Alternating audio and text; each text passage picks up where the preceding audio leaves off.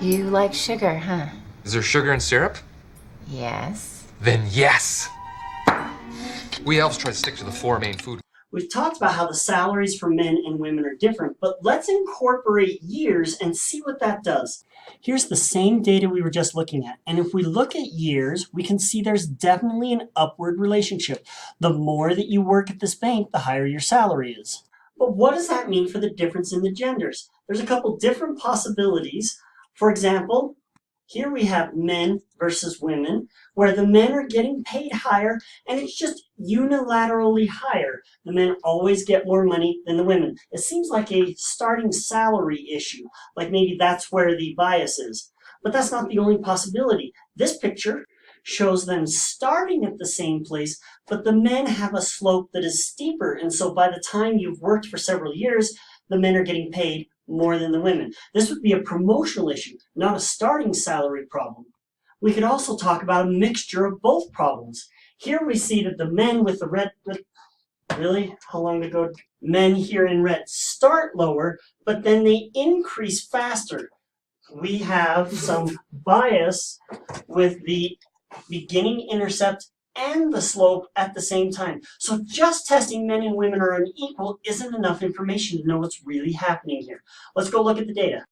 Now with this picture I just did, I could actually have it color it just like I was showing on the board so that you could see what the answer is. But I'm not going to run that line of code right now. I guess if you're following along and you have the code in front of you, you can run it and spoil it. But I'm going to pretend I don't know.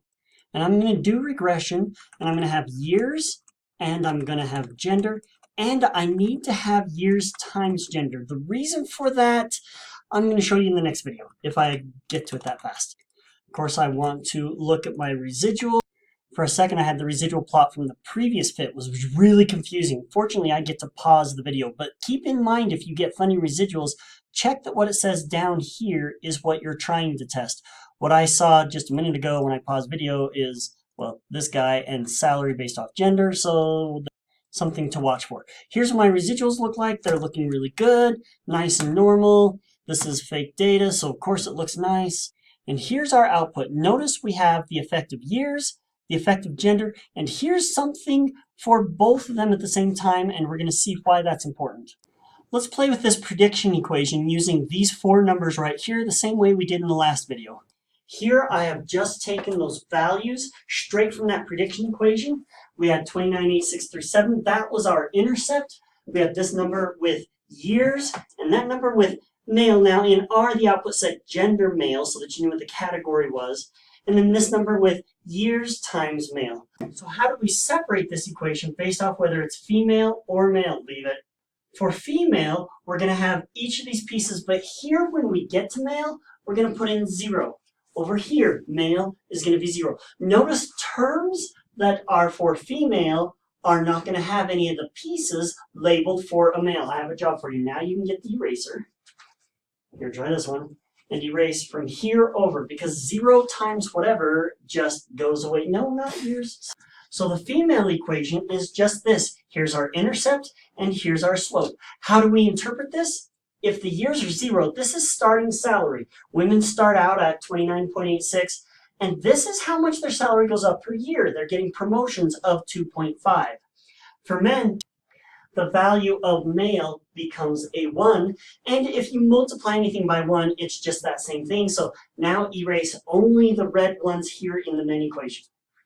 Well, now we can combine like terms. This piece and that piece can come together for the intercept. And here, this number times years, and that number times years. So this equation simplifies.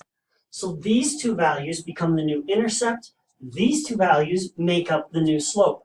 We can now interpret every piece of this. Here, we have the women's starting salary. This was how much women get promoted per year. This becomes how much higher the men's starting salary is, which is why they're at 38 instead of 29. And this is how much more men get per year as part of their promotion. So instead of 2.5, it's 2.9. So now we get a better picture of what's really happening between men and women. And as a spoiler for what's coming up, without this years times gender term, we wouldn't have been able to get different slopes. Your head is in the way.